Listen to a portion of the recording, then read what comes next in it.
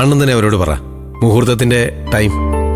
അടുത്ത തിങ്കളാഴ്ച 10:30ക്കും 11:00 ഇടയിലായിട്ടാ ഏറ്റവും നല്ല ശുഭമുഹൂർത്തം കണ്ടത്. അതെ, ഇനി 3 ദിവസമേ ഉള്ളൂ. പിന്നെ വലിയ ഫംഗ്ഷൻ ഒന്നും അല്ലാത്തതുകൊണ്ട് നമുക്കന്ന് തന്നെ നടത്താം. നടത്താം അങ്കിൾ, അന്ന് തന്നെ നടത്താം അല്ലേ അമ്പിളി? അതെ, തിങ്കളാഴ്ച നല്ല ദിവസമല്ലേ. പക്ഷേ ഫംഗ്ഷൻ തീരെ ചെറുതാക്കണം അങ്കിൾ. കുറച്ചു പേരെങ്കിലും ക്ഷണിച്ചാ അത് ഗാർമെന്റ്സിനൊരു പബ്ലിസിറ്റി കൂടി ആവില്ലേ? അതെ അങ്കിൾ. പിന്നെ ആളുകളെ ക്ഷണിക്കാൻ ഈ 3 ദിവസം തന്നെ ധാരാളമല്ലേ. എല്ലാം ഫോണിൽ കൂടെ നടക്കുമല്ലോ. പിന്നെ നമുക്ക് വേണമെങ്കിൽ ഏതെങ്കിലും ഒരു സെലിബ്രിറ്റി കൂടെ പങ്കെടുപ്പിക്കാം. അപ്പൊ കുറച്ചുകൂടെ കളറായിക്കോളും. പിന്നെ വേറൊരു പബ്ലിസിറ്റിയുടെ ആവശ്യമില്ല.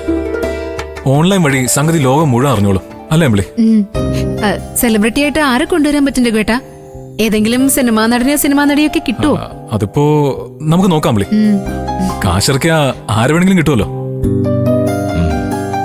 അതിനൊക്കെ നിന്റെ കയ്യിൽ ഇവിടുന്ന രഘുപ്പണം.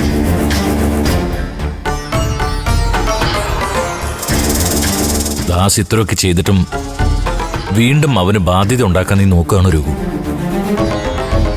ഓണം ആഘോഷിക്കാനും നീ ദാസിന്റെ കയ്യിൽ നിന്നല്ലേ പണം വാങ്ങിയത്? അതൊന്നും കുഴപ്പമില്ലാണ്. എന്തായാലും ഇത്രയൊക്കെ ആയില്ലേ. ഇനി ഉദ്ഘാടനം കൂടി രഘുവിന്റെ അമ്പിളിയുടെ ഇഷ്ടം പോലെ നടക്കട്ടെ. സ്ഥാപനം നല്ല രീതിയിൽ നടത്തിക്കൊണ്ടു പോകാൻ ഇവർക്കതൊരു ഊർജ്ജമാകിയ നല്ലതല്ലേ? ഞാൻ പറഞ്ഞതേ ഉള്ളൂ. ദാസിന് ഈ കാര്യത്തിൽ എന്താണ് നല്ലതെന്ന് തോന്നുന്നെന്ന് വെച്ചാ അത് അതുപോലെ തന്നെ ചെയ്യാം അല്ലേ ലച്ചുമോളെ? ശരി. അമ്പിളി, ജോലിക്കാരി ഇന്ന് വന്നിട്ടില്ല. കോഫി ഞാനിടണോ അതോ നീ ഇടുന്നോ? അയ്യോ, ഞാനിട്ടോളാം അങ്കിൾ. ഇനി കുറച്ചുനാള് ഞങ്ങൾ ഇവിടെ തന്നെയല്ലേ? അതെ അതെ. രഘുവേട്ടാ, ലച്ചുമോളെ ഒന്ന് നോക്കണേ. തരം കിട്ടിയാ അവള് പുറത്തേക്ക് ഇറങ്ങി പോവും.